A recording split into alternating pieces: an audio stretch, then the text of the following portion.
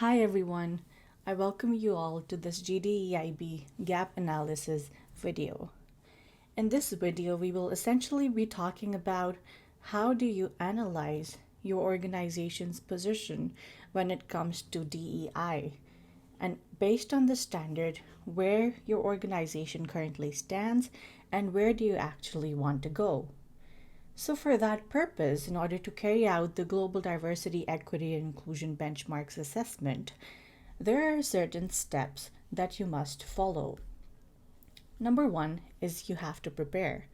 The second is you have to develop a plan for management approval, and then determine who to involve and how to sort and organize the data.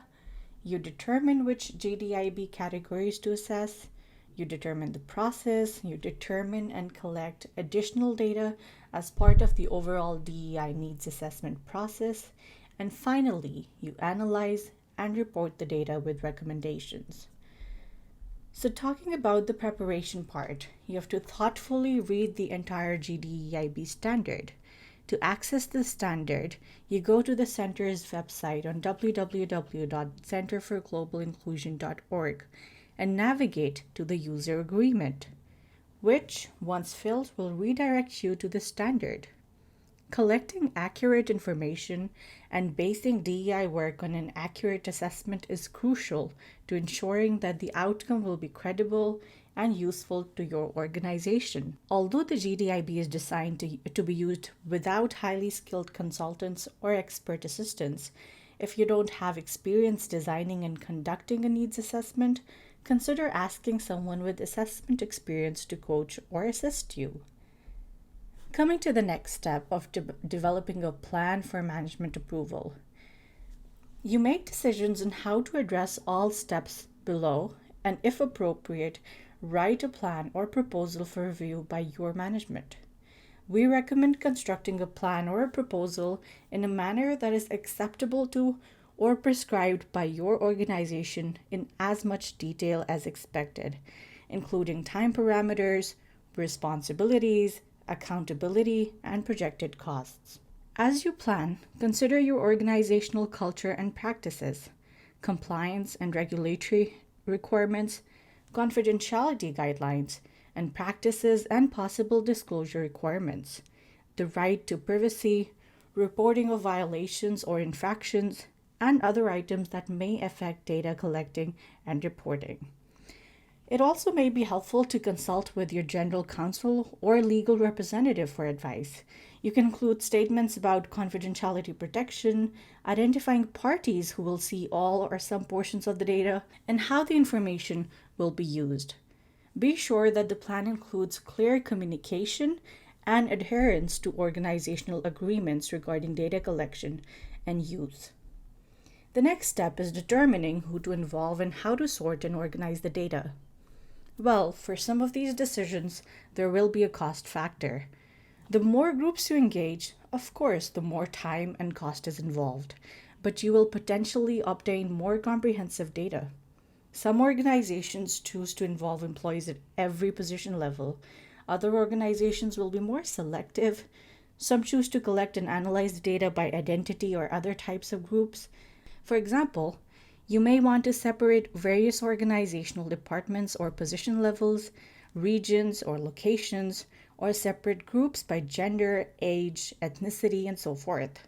However, avoid groups that are too small because individuals may easily be identified, causing confidentiality agreements to potentially be violated. You identify participants with disabilities as well and make arrangements for them accordingly so that they can be a part of the process if needed. Coming to the next step, where you determine which GDEIB categories to assess. So consider completing all of the 15 GDEIB category checklists because the GDEIB itself is a comprehensive and it functions as a system. However, it may not be practical for your organization to ask participants to complete all the checklists. Let's say you may not have a sustainability program, which is the category 11, or a responsible sourcing program, which is category 15. For some larger or more structurally complex organizations, some categories may be more effectively applied at an enterprise or headquarters level rather than the regional or local level. You will need to make those decisions prior to conducting the assessment. What you do next is you determine the process. Now, you have many options. We recommend that following a preferred way for your organization to collect and analyze the assessment data is that you use a skilled, knowledgeable facilitator. You ask individual participants to complete the checklist prior to attending the meeting, and then refer to the checklist during the meeting. You form discussion groups of 5 to 7 persons. They may be diverse, including cross-functional groups or groups similar in diversity dimensions, such as age, gender, identity, location, position level, or other similarities. We also encourage individuals to discuss their ratings in each category and share examples that describe how the organization is accomplishing a benchmark. Ask them to gain consensus on their rating on each category. Although it may be challenging for some groups to reach consensus, but first, remind the group that consensus does not entail total agreement. However, if there is a significant disagreement, that will need to be addressed before proceeding with the action steps. The consensus agreed to by the group could be stated as a single number or a range. You then collect the consensus ratings from each small group along with examples, and then facilitate a large group conversation to reach group consensus across all the other smaller groups. Over here, I'd like to refer to a tool, the GDEIB Gap Analysis tool prepared by HR Metrics, where you can analyze where your organization currently is and where it wants to go based on the different levels that are part of the GDEIB standard. So what you see on my screen currently is a list of the 15 categories with their mentioned levels in front of them. Now this sheet is to open up a dialogue within an organization. However, first, as we talked about collecting the ratings from different participants whom you want to involve in the gap analysis process, here's where they come in. So for the first 5 categories, I filled in the data before coming in. And now let's do a sample entering of the data for the next 3 categories. Let's say we have to fill in fact, participant A wants to fill in something for category 6. So you click on the green arrow over here, and it shows you the different levels with the benchmarks mentioned under the levels. So let's say participant A agrees that jobs are designed to ensure that roles and responsibilities support work-life integration and decent work for all. You check the box, and then you check the benchmark 6.3 as well. You check 6.4 and 6.7. So what you get over here is an overall result based on the calculation that is already a part of the sheet. For category 7, you can click on the green arrow. You fill in different checkboxes. Let's say these are the ones that apply to the organization. You go back and it shows you the result. Similarly, for category 8, you choose the boxes. You go back and it shows a result as well. Now you can do this for, you can also fill in different categories from the below ones. Let's say this is proactive. And in fact, you can check the boxes from any of the level that's given below, depending on where the organization actually falls at this point. And you're gonna get a cumulative score over here, which tells whether your organization falls as best practice, progressive, and this is for individual use. Now, this is the sheet that needs to be shared with the participants who are invited to the meeting to initiate a discussion. Once they fill the sheet out, there is another Excel document over here. Now, this document shows a comprehensive information about the responses of all the 7 participants. It could be more as well. So let's say right now we have the response for participant 1. So you go back to this sheet, you copy the data from I11 to Q41. You click on the plus sign over here,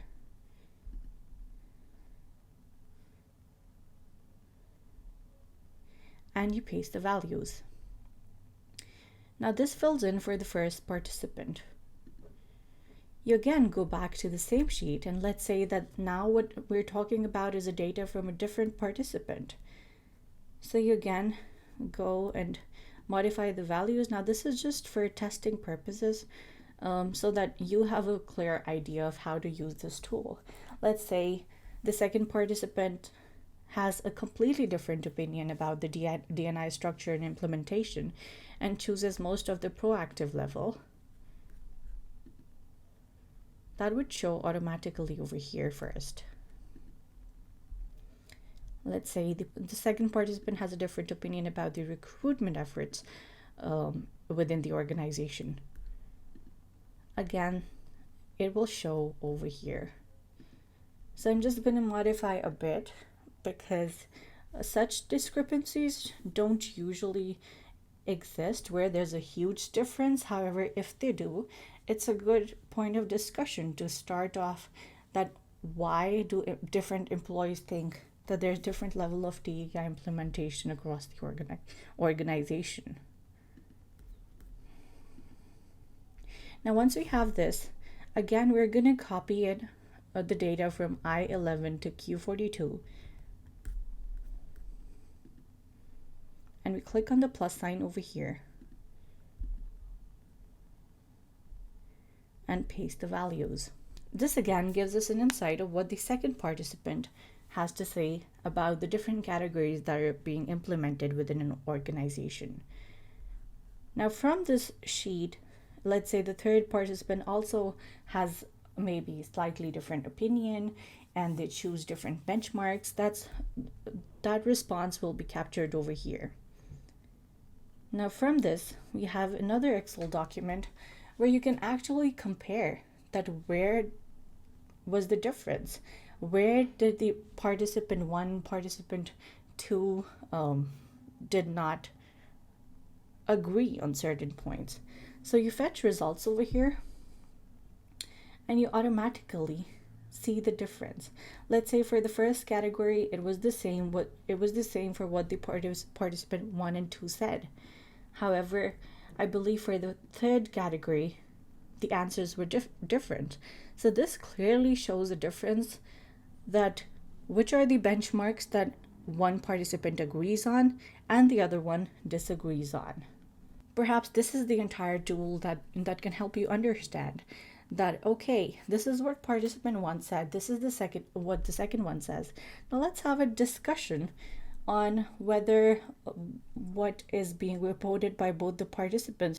Now from this, you can clearly analyze that what participant 1 and what participant 2 says, do they have clear evidence to support what they're saying?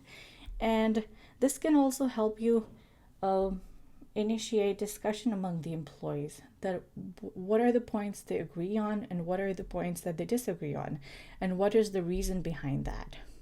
So once this is done, there are other ways to collect additional data as well as part of the overall DEI needs assessment process. You can also consider using individual interviews of selected leaders, focus groups, employee opinion survey results, supervisor or manager opinion survey results, and other data that relates to the organization, such as retention and turnover, sales data, advertising results, grievances, and social media comments. Now, the final and the most important step is analyzing and reporting the data with recommendations. Now, you consider convening a diverse team to analyze the data and make recommendations.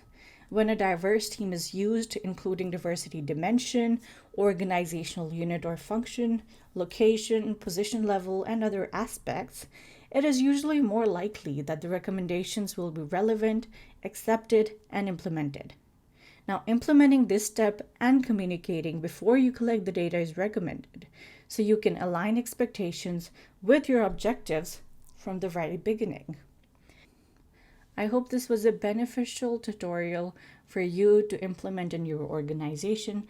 And if you need any support, please feel free to contact us at diversity@thehrmetrics.com.